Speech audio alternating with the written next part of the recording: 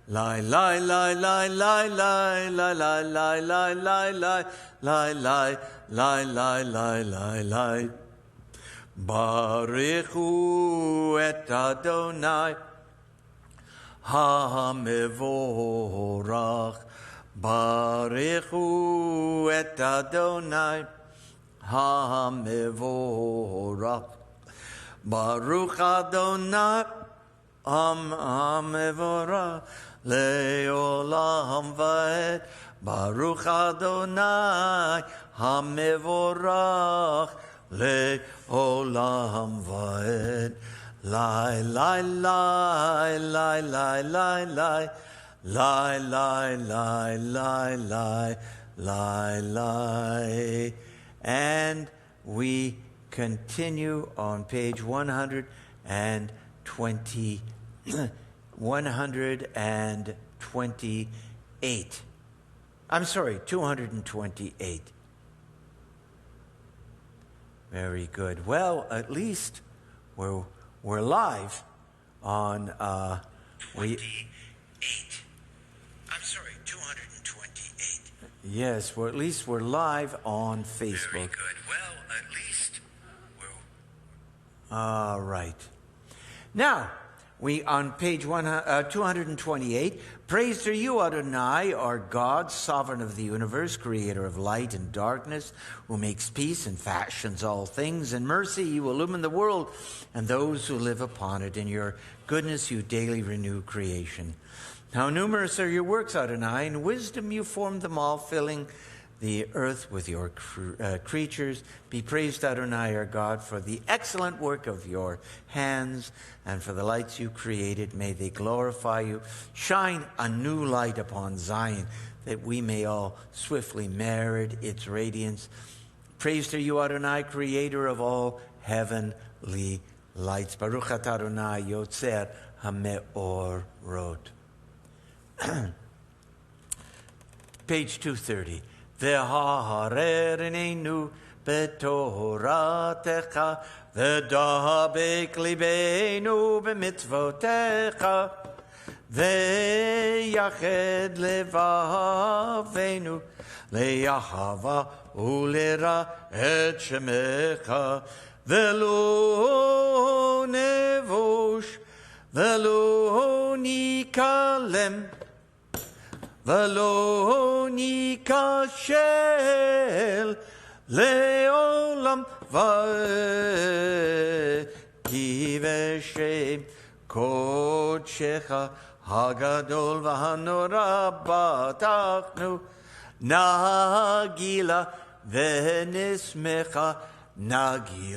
v'nismecha v'shuatecha Baruch atah Adonai abocher b'amo Yisrael Be'ahava Shema Yisrael Adonai Eloheinu Adonai Echad Baruch Shem Kavod Malchuto Leholam Va'ed Ve'ahavta et Adonai Elohecha B'chol levavcha u'v'chol nafshecha u'v'chol meodecha V'hayu hadvarim ha'ele asher anochi mitzavacha hayom ha'levavecha v'shinantam levanecha v'dibarta bam v'shivtecha b'veitecha u'valechtecha v'derech uv'shoch becha uv'kumecha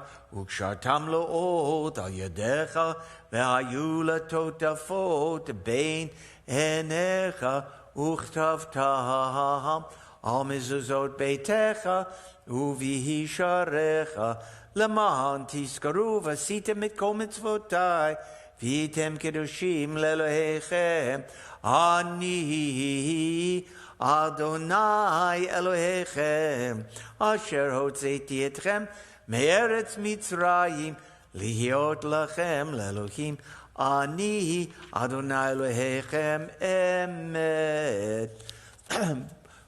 Good Shabbos, Barbara. And Stanley, I see you're watching on the streaming. Sorry we couldn't Zoom this morning. I just could not get a Wi-Fi signal in the sanctuary. We will certainly Zoom next week, but I'm so glad you're watching. I hope others also got the message that you could watch on live streaming or Facebook. Well, let's go to page 240, Mi Chamocha. Mi Chamocha, Balim Adonai, Mi Chamocha, Nedar V'Kodesh, Torah Tehilot, O Seifele, Torah Tehilot, O Seifele, Shira Chadasha, Shivchu Kiuli, Shimcha Al Sfatayam, Yachat Kulam, Hodu V'Himlichu, Ve'amru, Adonai Yimloch, Leolam Va'ed, Sur Yisrael, Kuma V'Ezrat Yisrael, Ufdechinu Mecha, Yehuda V'Yisrael, Go Aleinu, Adonai Tzvot Shemo, Kedosh Yisrael, Baruch Ata Adonai, Gal Yisrael. We rise for the tefillah and see if you can determine which direction east is and face in that direction toward Jerusalem if you can.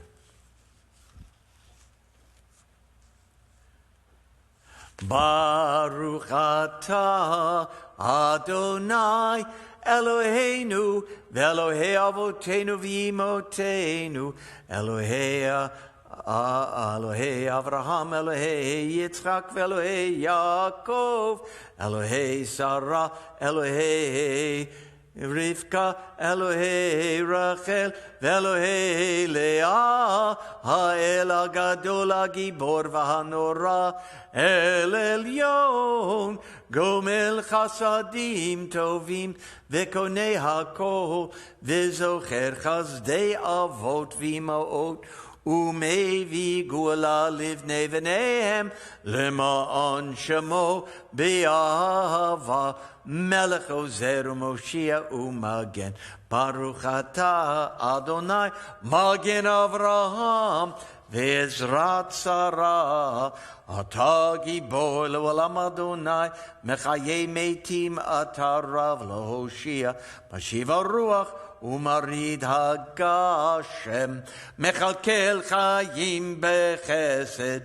Mechayei Meitim Berachamim Rabim Somech Noflim Verofei Cholim Umatir Asurim Umekayem Emunato Lishanei Afar Micha Mocha Baal Givurot Umido Melach Melech Memit Umechaye Umatzmiach Yeshua V'Ne'emana Talach Chayot Meitim Baruch Atah Adonai Mechaye HaMeitim Nekadesh Et Shimcha B'Olam Kashem Shamakti Shimoto B'Shmei Marom Kakatuv Al Yad Nevi'echa V'Kara Ze El Ze V'Yamar Kadosh, Kadosh, Kadosh, Adonai Tzvot, Melech Kol Haaretz Kevodo. Adir, Adirenu, Adonai, Adonenu, Ma'adir Shimcha B'Chol Haaretz. Baruch Kevod Adonai Mimkomo. Echad Hu Eloheinu, Hu Avinu, Hu Malkeinu, Hu Mosheinu, Vehu Yashminu Barachamav Le'enei Kol Chai. Ani Adonai Elohechem. Yimloch Adonai le'olam, Eloha ha'yichzion, Ledor vador hallelujah, Ledor vador nagid gadlecha, Ulanetzach netzachim kedushatcha nakdish, V'shivacha Eloheinu mipinu lo yemush le'olam va'ed, Baruch ata Adonai ha'el ha'kadosh. We now turn to page 250 for Yismechu. Yismechu b'malchutecha Shomrei, Shomrei, Shomrei Shabbat ve'korei oneg Shabbat. Yismechu b'malchutecha Shomrei, Shomrei, Shomrei Shabbat ve'korei oneg Shabbat. Aham mekadeshei, mekadeshei shevi Shabbat. Kulam yisbu veyitangu mituvecha Shabbat. Yismichu v'malchutecha Shomrei, Shomrei, Shomrei Shabbat ve'korei oneg Shabbat. Yismichu v'malchutecha Shomrei, Shomrei, Shomrei Shabbat ve'korei oneg Shabbat. V'ashvihi ratzita bo kidashto Shabbat. Zechemda yaminoto yaminoko karata Shabbat. Yismechu malchutecha Shomrei, Shomrei, Shomrei Shabbat ve'korei oneg Shabbat. Yismechu v'malchutecha Shomrei, Shomrei, Shomrei Shabbat ve'korei oneg Shabbat. Zecher Lamase vari v'reishit Shabbat. Zecher Lamase v'reishit Shabbat. Ayismechu v'malchutecha Shomrei, Shomrei, Shomrei Shabbat ve'korei oneg Shabbat. We offer thanks, O God, for this Shabbat, which unites us in faith and hope, for Shabbat holiness, which inspires sacred living, for Shabbat memories glowing even in darkness, for Shabbat peace, born of friendship and love. We offer thanks and blessing, O God. Baruch atah Adonai mekadesh ha-Shabbat.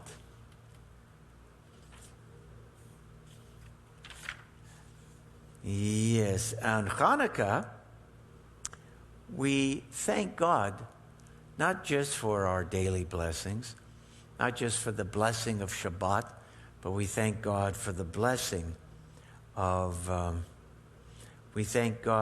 blessings of that great victory that befell us, so many centuries ago during the Maccabean period.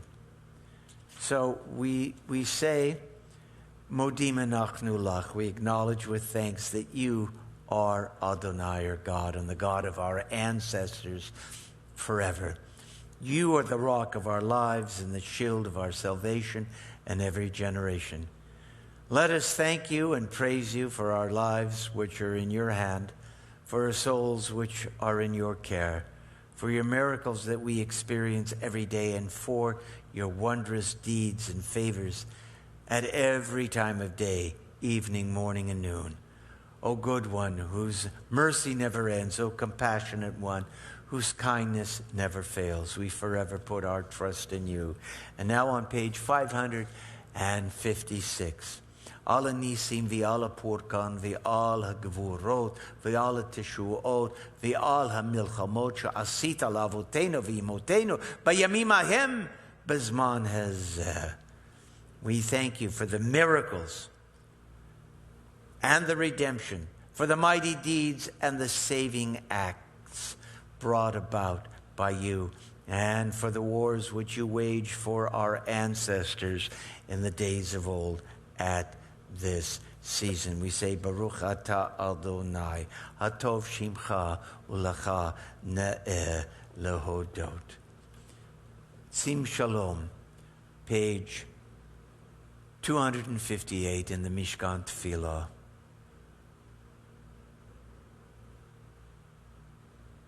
Sim, sim, sim shalom, sim shalom tova uvracha.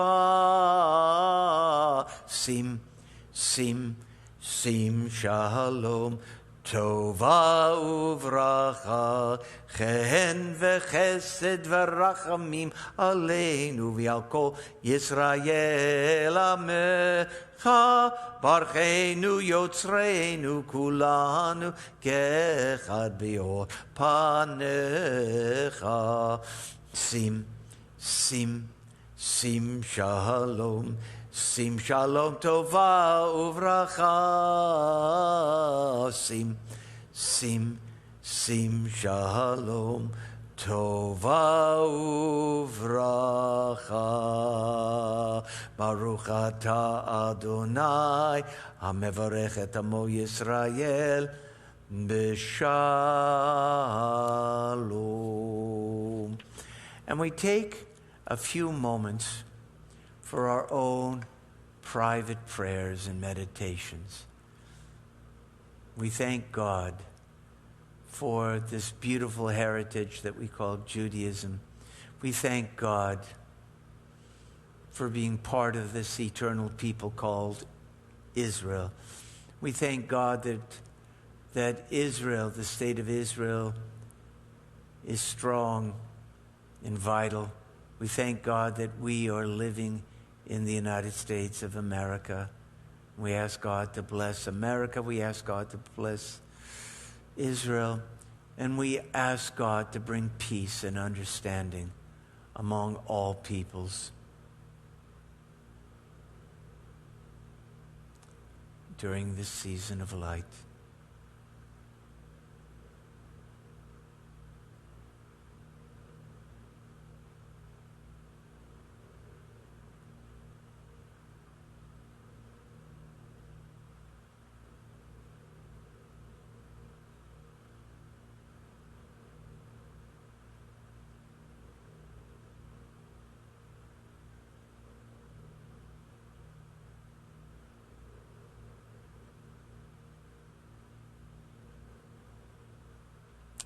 Oh, say shalom bimromav, hu yaseh shalom aleinu,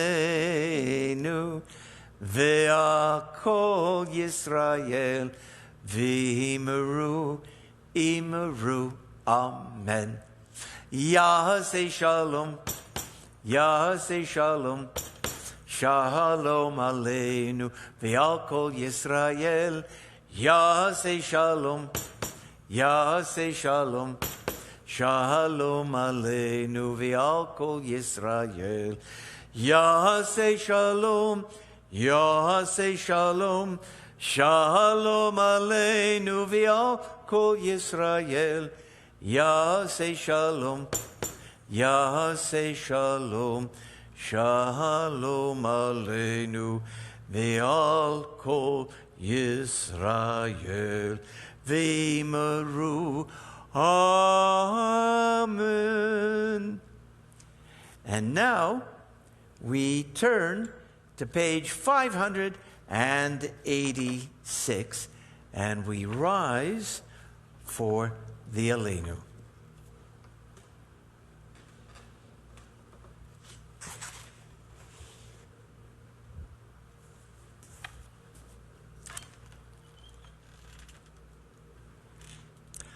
Aleinu l'shabeach l'adon hakol, latet gedula yotzeh breshit, shalo asanu k'goyei haratzot, velo samanu kamishpachot ha'adama, shalo sam chelkenu kahem, v'gor aleinu kachol amonam, va'anachnu korim umishtachavim umodim, Lifnei melech malchei hamlachim hakadosh baruch hu.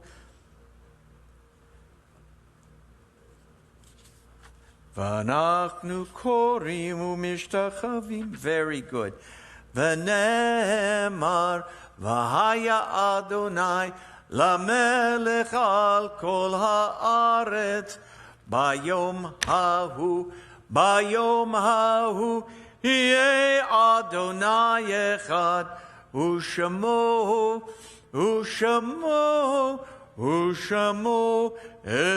echad. The mourner's Kaddish. Yitgadal v'yitkadash shamei rabbah. Be'alma devarach yirutei v'yamlich malchutei. B'chai chon v'yom echon. Uv'chayei dechol Beit Yisrael. B'agala uv'izman kari v'imru amen. Yehei shmei rabbah mevarach leolam ulamei lamaya. Yitbarach v'yishtabach v'yitpa'ar v'yitromam v'yitnaseh v'yitadar v'yitaleh v'yitala shmei dekutsha brichu le'elam min kol berchata v'shirata tushbachata v'nechamata damiran be'alma v'imromen Yehei shlama rabba min shamaya v'chayim aleinu v'yal kol Yisrael v'imromen Osei shalom b'imromav hu ya'asei shalom aleinu V'al kol Yisrael v'imru. Amen.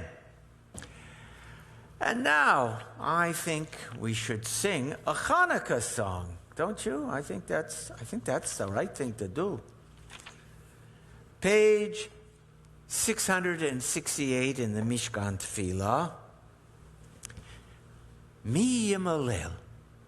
Mi yimalel gvurot Yisrael otan mi yimne hen bechol dor Yakum hagibor goel ham shma bayamim hahen bezman hazeh makabi Moshia ufadeh Uvyomenu kol am Yisrael Yitached Yakum lehigalel. Who can retell the things that befell us? Who can count them? In every age a hero or sage came to our aid. Hark! In days of yore in Israel's ancient land, brave Maccabeus led his faithful band, and now all Israel must as one arise, redeem itself through deed and sacrifice. Mi yimalel gvurot Yisrael otan mi yimne hen bechol dor Yakum Hagibor Goel Ha. Well, it's been nice to study with you. It's been lovely to daven with you. And I apologize that we could not Zoom today. I have to find out what happened to our internet connection. Sometimes after a heavy rain, we have a little trouble getting our Wi-Fi signal here in the sanctuary. But some of you, I noticed, did join on streaming, and some of you on Facebook, and that was good. I'd rather be able to see your faces, quite frankly. And I prefer even over that to be in your physical presence. And that's going to happen in the next few months. Maybe the next few months. I guess we can count maybe 100 days. Now let's see what's going on in 100 days, and maybe we'll just throw open the doors of the temple. Ugh, wouldn't that be great? I just can't wait.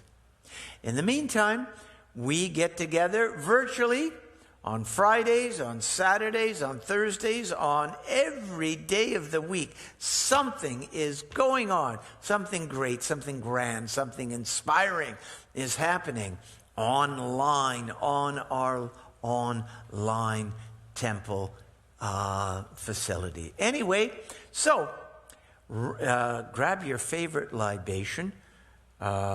I'm drinking Kedem kosher grape juice. I would rather, quite frankly, I would rather it was the real thing. But it is a pre-Hagafen. It is, after all, the grape or the fruit of the vine. So please raise your glasses and join with me. Baruch atah Adonai Eloheinu melech olam borei peri hagafen. Amen. L'chaim.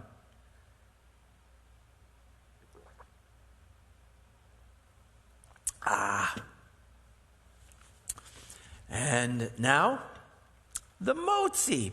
I have a nice challah here. I hope you all had a chance to have a latke or two or a sufganiya to celebrate this grand holiday, this beautiful holiday. You know, it rained and the wind blew and we were outside, and there were probably close to 100 people here last night. And you know what? It didn't bother us. Our spirits were not dampened. We had a grand time as a congregation celebrating Chanukah.